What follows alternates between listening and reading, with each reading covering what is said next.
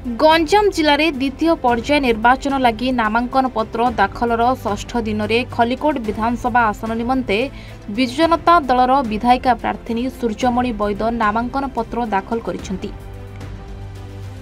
हजार हजार समर्थकों सह विराट शोभायात्रा रे छत्रपुर उपजिलापाल ऑफिस निकट में पहुंची। परे निर्वाचन अधिकारी तथा छत्रपुर उपजिलापाल देवदत्त महांत निकट में से नामांकन पत्र दाखल करिसेंती।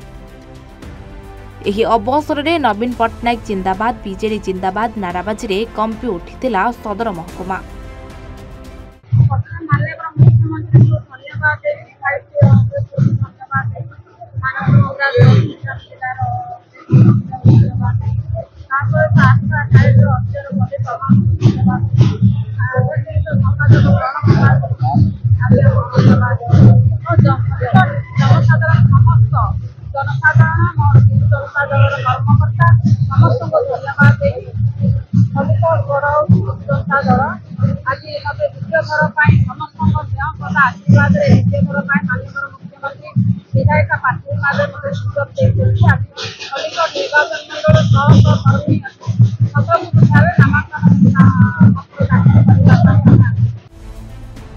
गंजामरू जगन्नाथ साहू रिपोर्ट A1 ओडिशा।